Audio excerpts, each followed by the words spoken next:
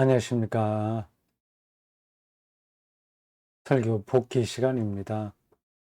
마가복음 6장 14절에서 29절까지를 본문으로 해서 다음과 같은 제목의 설교를 했습니다. 왕, 또 대시 하나 긋고, 선지자, 대시 또 하나 긋고, 그리스도입니다. 이게 다 연결된다는 뜻이죠. 그리스도는 예수님이고, 선지자의 전통도 있고요. 그리고 왕 중에 왕이죠. 그게 연결되는데, 왕은 선지자가 될 수 없고 선지자는 그리스도가 될 수 없다. 예수에게만 특별한 음, 성격 부여가 된다는 그런 뜻입니다.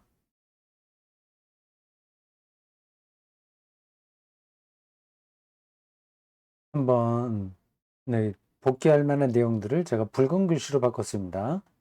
앞대목입니다. 그 헤로디아의 요청에 따라서 그의 딸이 세례 요한의 머리를 달라고 자기 양아버지 큰아버지였다가 이제 자기 어머니가 재혼하는 바람에 아버지가 된 예, 헤롯의 생일에 춤을 추고 하여튼 벌어진 이야기입니다. 살로메죠. 오늘 본문에는 살로메라고 안 나오는데 살로메 이름 맞습니다. 음,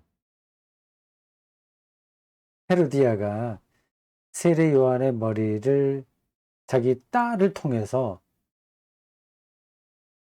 달라고 하죠. 끔찍한 이야기입니다.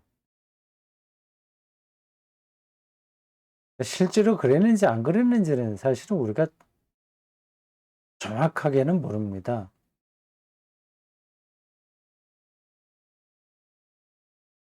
제가 설교 시간에 말씀드렸습니다마는 유대계 로마 역사학자 요세푸스는 좀 다르게 기술합니다.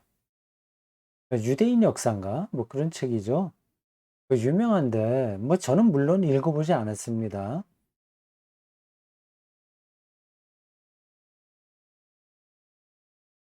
우리는 성경의 기술에 따라서 요 이야기를 알고 있습니다.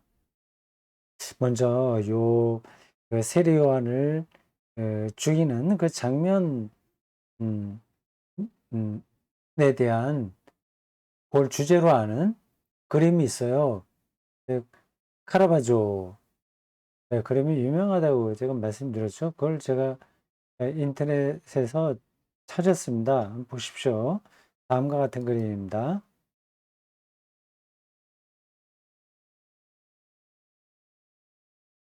예. 어둡죠, 배경이. 예, 감옥입니다. 지하 감옥이겠죠. 당시 감옥은 대개 지하였습니다. 예, 뭐 그렇게 하게 된 이유는 뭐 그러면 상식적으로 생각하면 알만하죠. 내가 건물을 따로 짓는다고 하는 것도 쉽지 않았고 죄수들을 간수하기도 좋고요. 도망가지 못하게 하는데 지하가 제일 낫지 않습니까?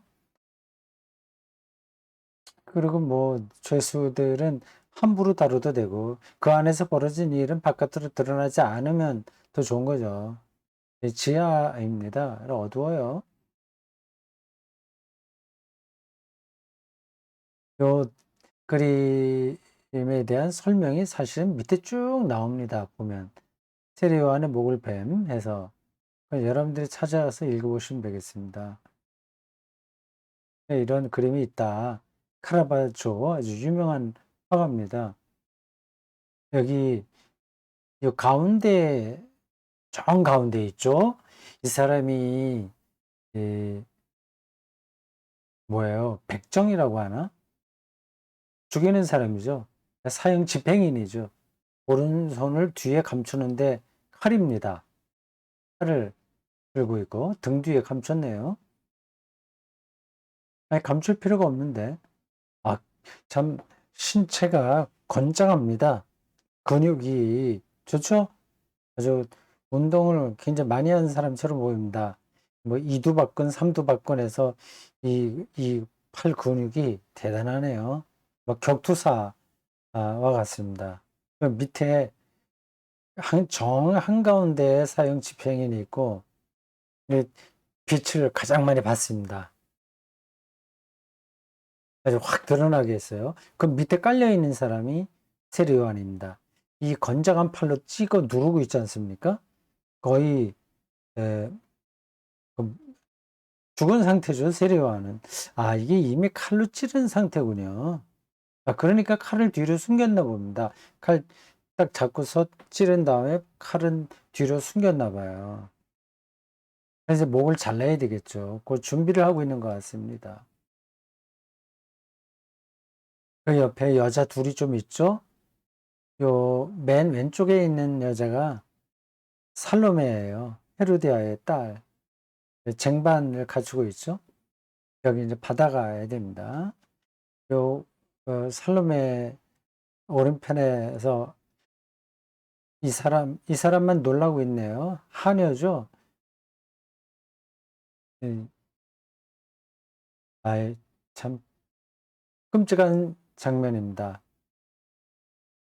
요 사형 집행인과 하녀 사이에 있는 사람이 뭐고 관리자 아니겠습니까? 그래서 오른쪽 컴컴한 곳에 마치 그 엿보는 듯한 모습의 사람이 둘이 있습니다. 같은 감옥에 갇혀 있는 사람인가 봐요. 이 감옥 아닌가 봅니다.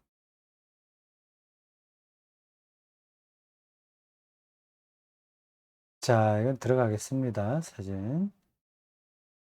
카라바조의 제목이 세례 요한의 목을 뱀입니다. 이탈리아죠. 제작 연도가 1608년이네요. 그림이 대단히 큽니다. 여기 보니까 가로 520, 세로 360cm, 5m 이상이 돼요. 굉장히 큰 작품이네요. 네, 들어갑니다.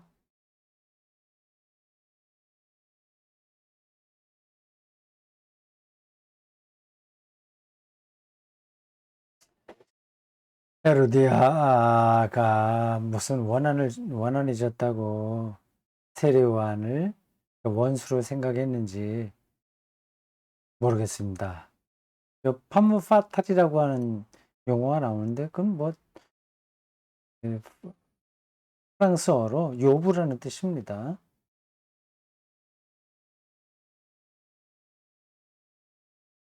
제가 설교를 크게 봐서 세 토막으로 나눴습니다. 뭐 제목이 이미 그걸 암시하고 있습니다. 왕, 그다음에 선지자, 그리스도입니다. 이 왕은 세속의 정치, 경제, 사회가 돌아가는 메커니즘을 상징합니다. 권력이죠. 법이기도 합니다. 세상은 그렇게 돌아갑니다. 그 왕 없이는 세상은 돌아가지 않죠. 근데 그 권력 지향성이 인간의 속성이에요. 이 왕은 사실은 봉사직이어야 됩니다. 봉사직. 근데 사람이 순수하게 봉사를 못 합니다. 그 권력을 행사하려고 합니다. 아, 그게 인간의 본성인 것 같아요. 정치인들만 그런 게 아니라 우리 일반 사람들도 되게 권력 지향적입니다. 제가 설교에서 초등학생들도 그런 행동을 한다고 말씀드렸습니다. 뭐, 뭐라 그러죠? 일진회 이런 거 있죠? 중학교 애들도 있고 자기 조직을 해서 어떤 그 권력을 행사하는 거거든요. 조폭과 같은 거죠. 간혹 아파트 주민회에서도 그런 권력 행사가 나온다고 합니다. 어디 주민회 대표가 되면 그게 굉장한 자기가 권력인 양 행사하는 거죠. 그래서 아파트 직원들 앞에서 요즘 표현으로 갑질 이런 것들을 많이 합니다. 이게 해결이 잘 되지 않습니다. 어느 조직이나 권력을 향한 인간의 과도한 열정이 작동한다. 곳곳에서 그런 일들이 벌어집니다. 제가 그 정치 지도자들, 왕, 뭐 이런 쪽에 있는 사람 그 일들이 봉사직이라고 말씀드렸잖아요.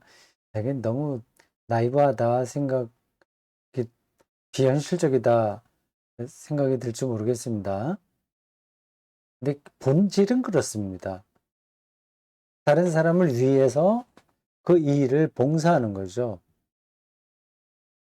기독교에서는 인간의 모든 직책, 직업, 그것을 소명으로 봅니다. 소명. 그 종교개혁자들이 그런 이야기를 또 많이 했습니다. 소명, 콜링이라고 하죠. 부르심인 거죠. 그럼 봉사하죠. 카리스마라고도 합니다. 은사죠. 은사론에 근거해서 자기 일을 행사해야 되는데 그걸 잘 못하죠. 자기 중심으로 계속 나가게 됩니다. 그러니까 봉사직이라고 하는 정신을 살리려면 이 제도가 어떻게 바뀌어야 되냐 하는 것들은 우리가 더 연구를 해야 됩니다. 제가 다른 때도 한번 말씀드렸습니다만은 그 고위직에 있는 사람들, 대통령, 뭐 장관, 그리고 국회의원, 뭐 검찰, 검사, 법관, 뭐 이런 분들은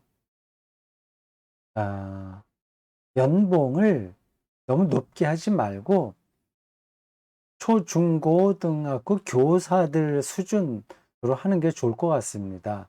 그건 뭐 중간쯤 되잖아요.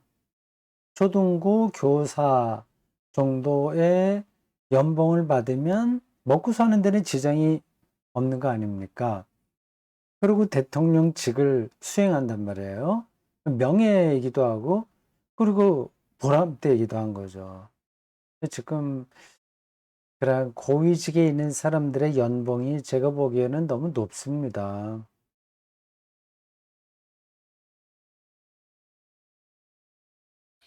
그게 연봉을 초중고 교사 정도로 낮추는 게 불가능할까요? 그렇게 하면은 능력이 있는 장관도 없고 능력이 있는 국회의원도 나오지 않을까요? 나는 그렇지 않다고 생각합니다.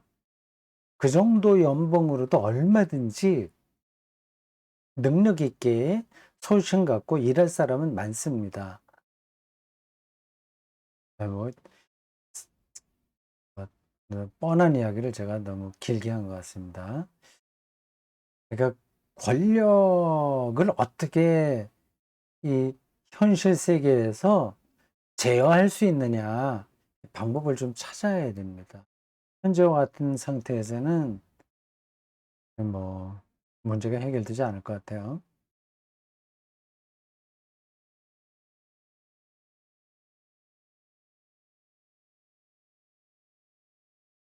야생 이야기를 하면서 그 야생에는 우리 그 야생이 돌아가는 메커니즘과 우리 인간 사회가 돌아가는 문명 사회에서 돌아가는 메커니즘에 결정적인 차이가 있다고 말씀을 드렸습니다. 그게 바로 야생에는 왕이 없어도 되는 거고 인간 사회에서는 왕이 있어야 되는 이유입니다.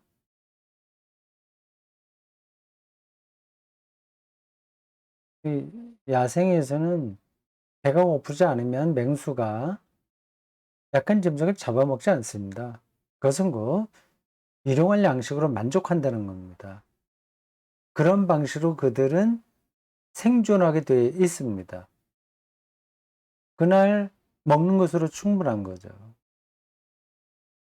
그래 왕이 있을 필요가 하나도 없는 거죠. 그 야생을 다큐로 찍어서 보내는 그 방송들 있지 않습니까? 그 프로그램이요. 거기 보면 굉장히 잔인하게 우리들에게 좀 보여요. 이렇게 뭘 잡아먹는 이야기 등등 그런 게 많이 있습니다. 그래서 우리 머릿속에는 그 야생이 대단히 어, 말 그대로 잔인하다고 생각을 합니다. 우리가 방금 말씀드린 대로 그들은 일단 배고프지 않으면 잡아먹지 않습니다. 그런 점에서 우리가 생각하는 것만큼 잔인한 세계가 아닙니다. 인간은 일용할 양식으로 만족하지 못하기 때문에 이런 절대 권력인 그 왕, 혹은 대통령 아니면 등등 이제 법적으로 권력이 주어진 그 시스템이 없으면 무너지게 돼요. 이런 문명 사회가 아니었을 때는 오히려 더 평화로웠다? 그렇게 말할 수도 있습니다. 그런 거 이제 따지기 그걸 이제 잘 살펴보려면 이야기가 좀 길어지겠죠.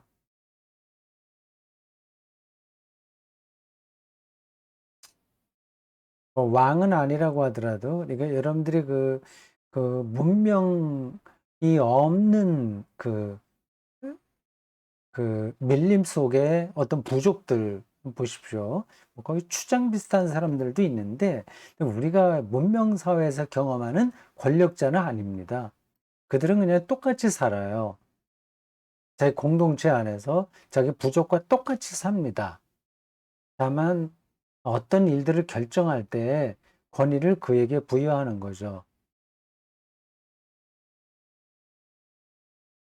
그들은 뭐, 부를 축적해 놓을 수 없으니까, 그렇게 해 놓을 필요도 없으니까, 그런 방식으로 살아가는 게 가능합니다.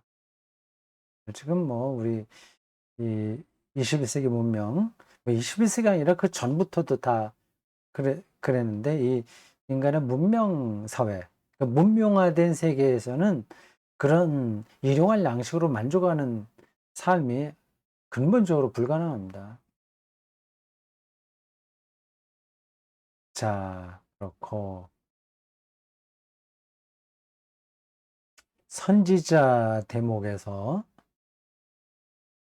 그 선지자들과 왕들의 각축에 대한 이야기를 월터 브루크만이라고 하는 구약학자의 책 예언자적 상상력을 좀 소개하면서 설명했습니다.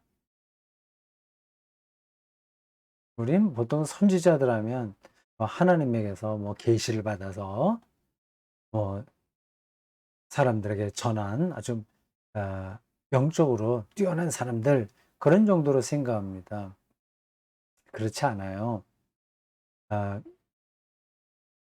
그런 형식으로 성경이 기록돼 있으나 그들은 대단히 그 현실을 새롭게 만들어 보려고 많이 노력한 개혁가들입니다. 말하자면 계시를 받았다 이 그쪽보다도 사회를 변화시키려는 그 에너지가 차고 넘치는 사람이었어요. 그냥 가만히 그냥 있는데 뭐 계시가 내려서 그걸 갖다가 사람들에게 막 전한 게 아니라 막 속에서 그 분노가 끓어오르는 겁니다. 이 세상이 이따위로 돌아가면 되나. 그 그런 표현들 많이 있어요. 그 구약 성경에 보면 선지자들의 설교에 그러한 속에서 용암이 끓듯이 끓어오르는 그 거룩한 분노, 예, 그렇게 표현하는 게 낫겠네요. 거룩한 분노가 있던 사람들입니다. 그러니까 다른 용어로 바꾸자면 혁명가들이에요.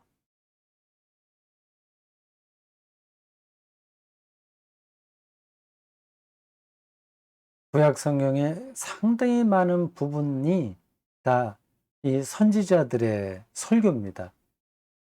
그 선지자들의 설교를 네, 뭐, 그 구약 개론에서 그 구약의 각 권을 그 특징에 따라서 분류할 때 후기 예언서라고 분류합니다. 그리고 그 선지자들, 예언자들과 선지자들은 같은 말이에요. 옛날에는 예언자라고 우리가 많이 불렀습니다. 근데 지금은 다 되게 선지자로 우리가 부릅니다. 그 선지자들의 활동하던 이야기를 기록한 책을 가리켜서 전기 예언서라고 합니다. 사무엘 상하, 열왕기, 열왕기 상하, 이스라엘의 역사를 담은 이야기들은 다 전기 예언서예요. 그 이스라엘의 역사에서 그 선지자들이 어떤 활동을 했는가에 대한 이야기이기 때문에 그렇습니다. 후기 예언서는 그 선지자들의 설교죠. 두 차이 이해하시겠죠? 전기 예언서하고 후기 예언서요. 전기 예언서는 예언자들의 활동을 기록한 거고, 후기 예언서는 예언자들의, 그러니까 선지자들의 설교를 기록한 겁니다. 그게 구약에서 보면 대부분을 차지하죠. 선지자 전통은 그걸 빼놓고는 그 구약 성경을 말할 수 없습니다. 그래서 그들은 끊임없이 이 현실 타협적인 그 왕 중심주의를 극복해 보려고 했습니다. 왕들은 그건 뭐 당연한 건데 현실 유지에 보수적이죠. 현실 유지, 슈타투스 쿠오라고 제가 설교하면서 그 라틴어를 얘기했는데 여러분들 그건 뭐 그냥 알아두시면 좋겠습니다. 슈타투스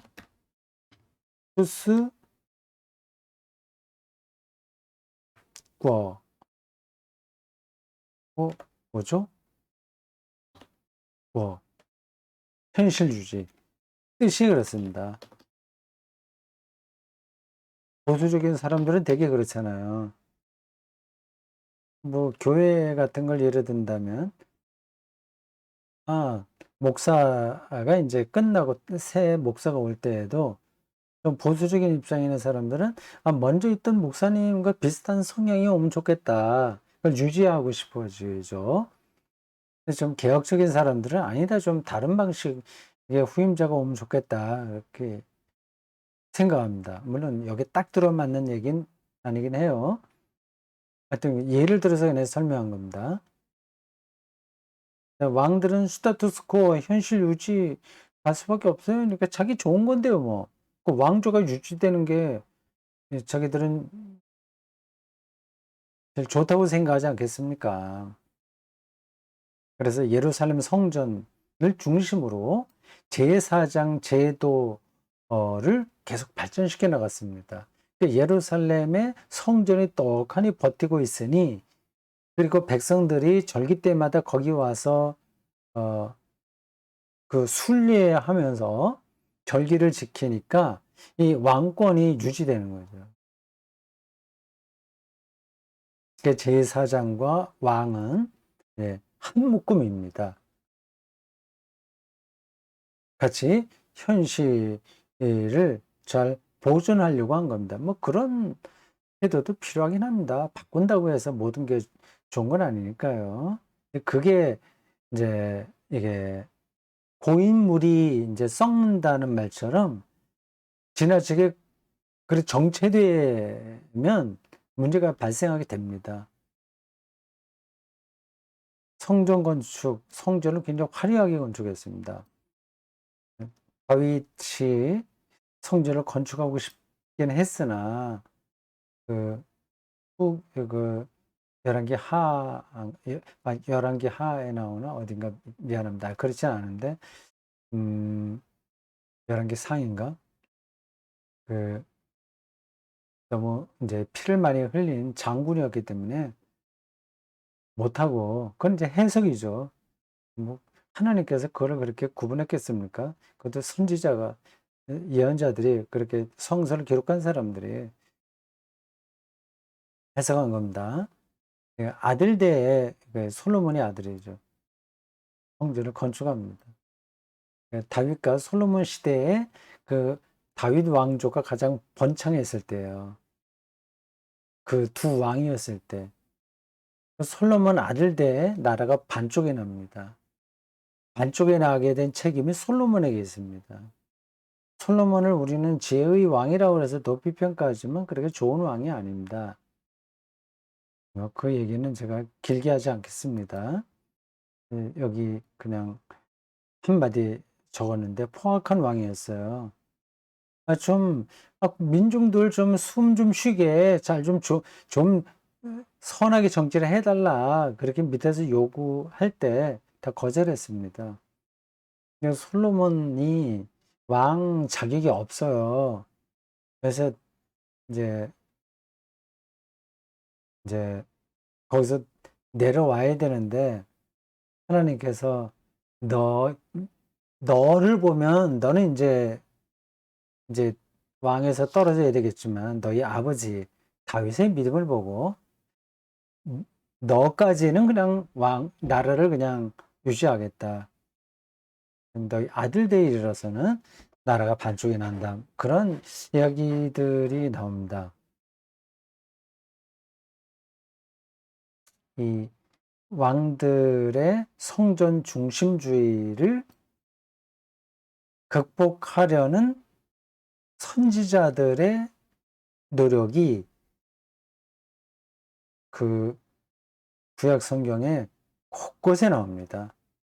그러니까 이들은 개혁가들이에요, 선지자는. 혁명가라고도 할 수 있습니다. 세상을 새롭게 보려고 하는 그런 열정이 차고 넘친 사람들입니다. 근데 그게 뭐 하나님의 말씀을 선포하는 방식으로 나왔기에 일반 신자들이 그런 부분들을 읽어내기가 조금 힘들긴 합니다. 성경은 다 종교 언어라서 그냥 종교 좋다는 식으로 다 넘어가는데 그 종교 언어를 통해서 어떤 이야기를 하려고 하느냐 하는 그 데까지 들어가게 된다면 그 선지자들은 세상을 새롭게 하려고 부단히 이 기성 정치 세력과 쟁한 사람들이라고 하면 됩니다. 제가 아모스 선지자 한 군데 이야기했죠. 여기 보면 우리가 멋있게 드리는 예배, 성전, 이거 하나님이 원하지 않는다. 정의와 공의 이런 얘기 나와요. 개혁가들이었다 한마디로 그렇게 생각하시면 됩니다. 설교하면서 제가 그 가장 극단적으로 선지자 전통을 현실 역사에서 구현해 보려고 했던 그 운동이 공산주의다 이렇게 말씀을 드렸어요. 조금 의외로 여러분들이 들으셨을 겁니다. 그걸 제가 설교 복귀 시간에 한번 설명하겠다 말씀드렸어요. 뭐 그게 복잡한 이야기 아닙니다. 선지자 전통은 개혁이에요. 네, 끊임없이 대안들을 찾아가는 겁니다. 이거보다 더 나은 세계가 뭔가?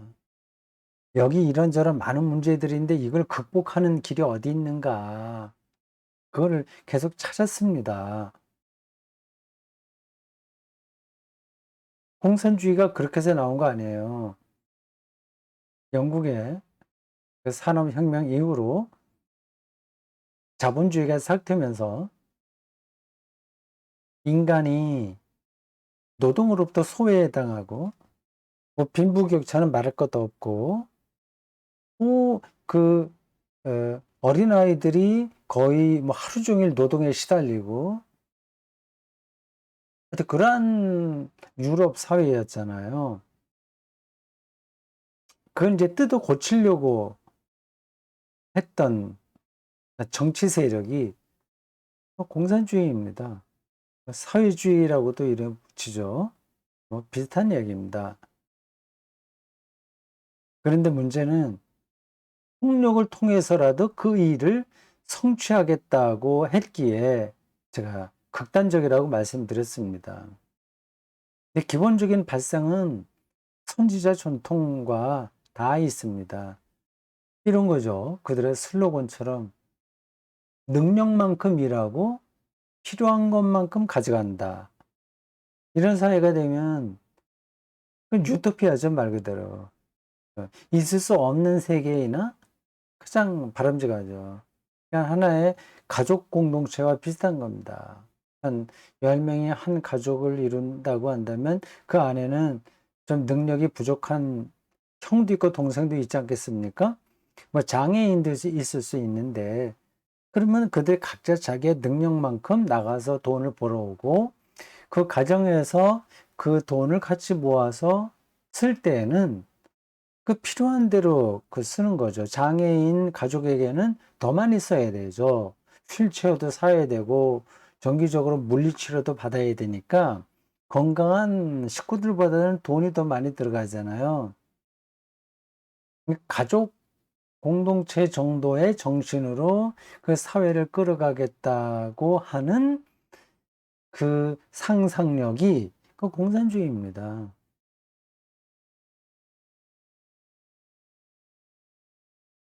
그게 그대로 실현됐다면 지금 자본주의가 극복됐겠죠. 근데 그게 실현이 안 됩니다. 인간, 인간을 너무 낙관적으로 본 것 같아요. 아, 그래. 능력만큼 일하고, 필요한 것만큼 가져가는 이 멋있는 지향점을 우리가 다 공유한다면, 그런 세상이 이런 현실로 다가오겠지. 이렇게 낙관적으로 본 거죠.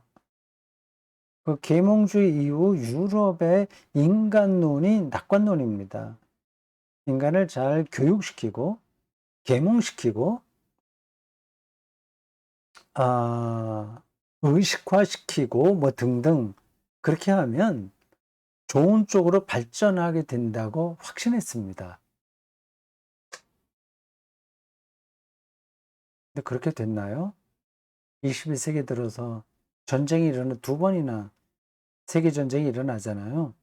그 전쟁을 일으킨 나라들이 다 합리주의, 계몽 정신. 뭐 독일이 좀 그랬죠. 독일 중심으로.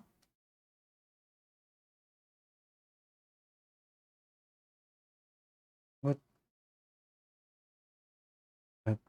독일이 제일 책임이 있긴 있으나 뭐 유럽 사회 전체가 사실은 낙관적으로 생각했던 인간의 미래에서 실패했다고 보는 게 맞습니다. 거기에 이제 히틀러가 나타나서 광기처럼 어떤 일들을 벌려서 그렇지 유럽의 정신 세계는 그 당시 그랬습니다. 그냥 하나 예를 들자면 이렇습니다. 2차 세계대전 그때 나치즘이 일어났을 때 각각의 나라가 자기들의 이익 손해에 따라서 결집하고 하면서 이렇게 싸움을 벌였는데, 근데 거기 이제 서로 적이라고 하더라도 공통되는 점은 있었습니다. 유대인들을 극도로 싫어한 겁니다. 거기에 불을 지핀 게 히틀러이긴 하죠. 이게 인간이 세련되고 교양받고 뭐 이렇게 되면 괜찮은 세계를 실현할 수 있으려니 했던 낙관주의가 여지없이 무너진 게 유럽 사회입니다. 그러니까 하나의 극단으로 나갔던 게 공산주의인데 결국은 실패했어요. 인간이 그렇게 생각했던 대로 어, 모든 기회를 좋은 쪽으로 사용하는 게 아니라 그게 사용하기 때문에 그렇습니다. 너무 여기 말이 길었죠? 자, 이거 마지막 단락입니다. 그리스도라고 하는 대목이죠. 이 세례 요한으로 대표되는 선지자 전통은 중요한 겁니다. 그게 예수님에게도 부분적으로 이어집니다. 세상을 새롭게 만드는 거니까 얼마나 중요하겠어요. 근데 예수님은 세상을 새롭게 만드는 일에 무관심한 것은 아니나 거기에 주 관심이 있었던 건 아닙니다.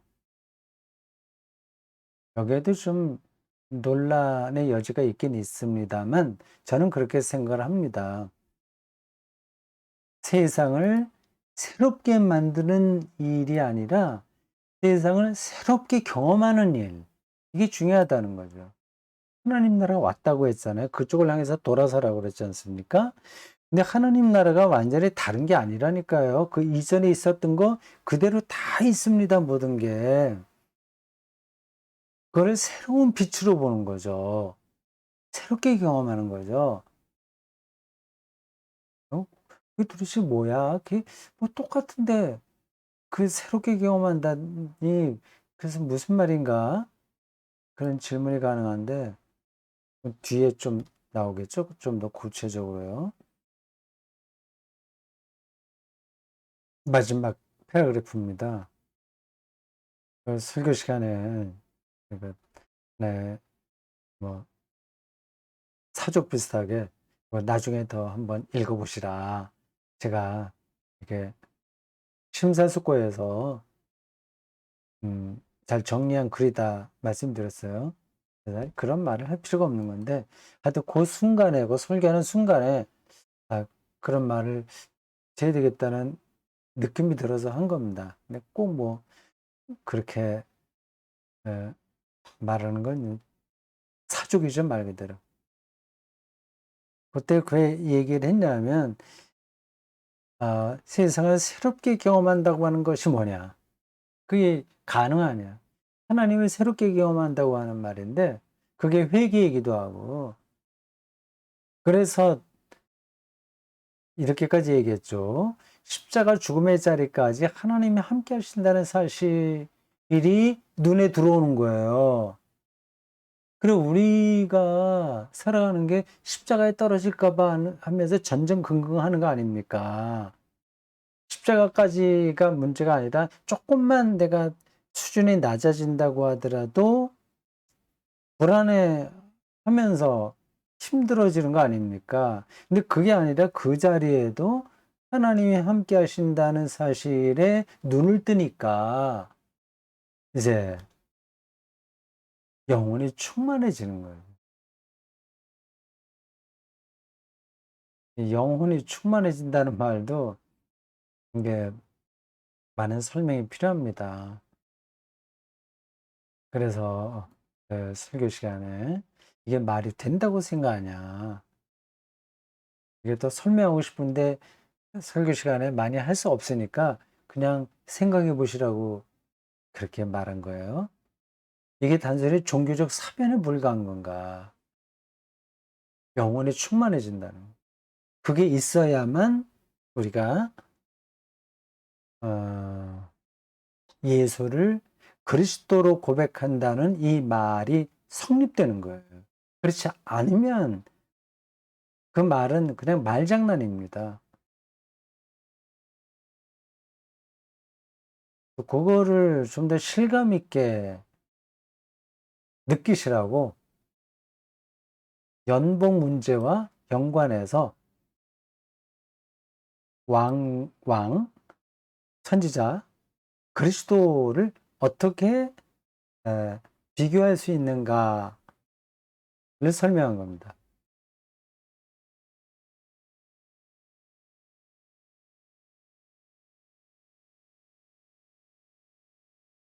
왕은 자기 말만 잘 들으면, 자기 말에 순종하면 얘기해야죠.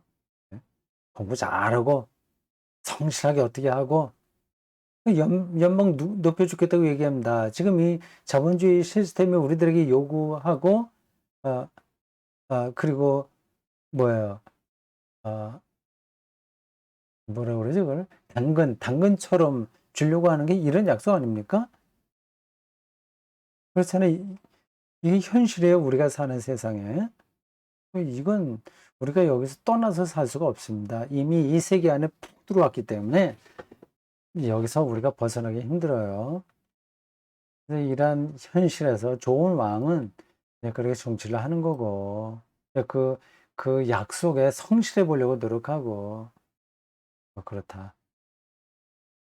그거고, 선지자는 연봉의 차이를 줄여나가자. 그리고 더 나아가서 연봉의 차이 없게 하자. 이게 공산주의가 얘기하는 게 그거 아닙니까? 그냥 극단적으로 나가게 되면 말이죠. 사회주의적인 관점은 다 차이를 줄여나가는 겁니다. 필요한 거잖아요. 이건 현실적으로 우리가 할 수 있는 일은 이게 최선입니다, 사실은. 현실 정치, 현실 교육, 이 사회에서는 이, 이런 외침이 예, 필요한 겁니다. 좀 개혁적으로 세상을 바꿔 나가려고 하는 노력이죠. 이제 그것으로는 문제가 다 해결되지가 않습니다. 해결되지 않아도 그쪽으로 가긴 가야 돼요. 이제 이게 우리의 딜레마입니다. 그 개혁, 복지 이런 것 쪽으로 나가야 되는데 그걸로 인간의 행복이 결정되는 게 아니라고 하는 거를 알아요. 그래도 해야 돼요. 이게 딜레마죠. 근데 그리스도는 우리가 이미 충분한 연봉을 받았다는 사실로 눈을 돌리라고 호소한다. 네, 이렇게 살아야 되는데 이걸 어떻게 실감할 수 있는가가 문제입니다.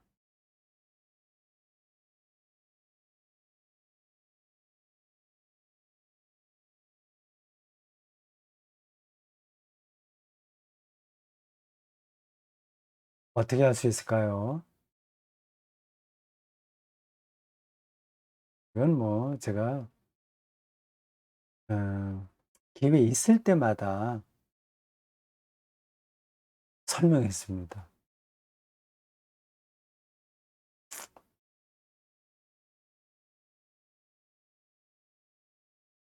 짤막한 이야기를 더 해볼까요? 좀, 이것도 조금 비현실적인 이야기이긴 하는데 가능한 이야기입니다. 어느 집에 예, 거실이 있어요, 거실. 거기에 뭐한 20억짜리 아파트에 사는 거실입니다. 거기 집 주인 아주머니는 그 소파에 앉아서 이 테레비 큰 거 틀어놓고 거기에 이제 뭐죠? 텔레비에 그 TV 광고 뭐 이렇게 하는 거 있죠? 그걸 뭐라고 부르나? 그래서 거기서 하루 종일 광고만 하는 데 있지 않습니까? 그래서 그거 리모트 컨트롤러 돌리면서 아, 저거 뭘 살까? 저거 뭐 피부에 뭐 얼마나 좋다며 뭐 등등. 그리고 뭐 머리에 머리카락 좋게 하는 건 뭐고, 그리고 뭐 이런저런 것들 계속 그것만 보고 즐겁게 돈 쓸 궁리만 하는 주인 아줌마가 있고요. 저쪽 그 싱크대 옆에서 그 집에 파출부 비슷하게 일하는 아줌마가 있다고 합시다. 근데 이거 두 사람을 비교하게 되면 정말 이거는 너무 큰 차이가 나잖아요. 근데 그 싱크대 앞에서 설거지하는 여자는 아, 그 수돗물로 이렇게 그릇을 닦을 때의 기쁨, 그 물이 흐르는 그 제가 뭐 설거지 영성이라고 혼자 한두 번 이야기한 때가 있죠. 그걸 자기가 느끼는 거예요. 그리고 그릇을 손으로 만질 때 그 질감, 그리고 자기가 이렇게 서서 그 일을 한다고 하는 것에 대한 화물감, 그걸 느끼는 파출부입니다. 비교해 보세요. 그럼 누가 더 행복한 여자예요? 그걸 이제 실감해야 되는 거죠. 그 실감을 하게 되면 이미 연봉을 충분하게 받은 겁니다. 이 여자는, 주인 여자는 또 자기 남편 뭐 의사라도 좋고, 아니, 변호사라도 좋고요. 해서 뭐 1년에 뭐 5억씩 번다. 그렇게 할 수 있고, 이 파출부는 남편도 없이 여기 뭐 한 200만 원 정도 벌어서 애들 키운다. 그 차이가 많이 나지만 이 파출부 여자는 5억이 아니라 뭐 몇십억의 연봉을 받는 거는 다를 게 없습니다. 근데 그게 실감이 안 날 수 있죠. 실감을 실감을 하려면 다른 준비도 좀 필요하긴 할 겁니다. 네, 일반적으로 얘기하면 그런 거고, 우리 기독교인으로서 실감한다는 것은 예수 그리스도의 십자가 부활입니다. 네, 다시 뭐 또 십자가 신앙과 부활 길게 얘기하지 않겠습니다. 그냥 한마디로 얘기하면 그 십자가 사건과 같은 거 나락에 떨어진다고 하더라도 거기에 예수가 내 옆에 있어요. 그리고 죽음으로 내가 완전히 소멸하지만 우리의 몸이, 그러나 하나님의 통치와 하나님의 사랑 안에서 새롭게 변화된 생명으로 영원한 그 세계로 내가 들어간다. 이걸 느끼는 겁니다. 그거는 조금 더 설명이 필요한데 오늘은 더 이상 하지는 않겠습니다. 일단 방향이 그렇다는 것만 서로 충분하겠죠. 자, 오늘 여기까지 하겠습니다. 수고했습니다.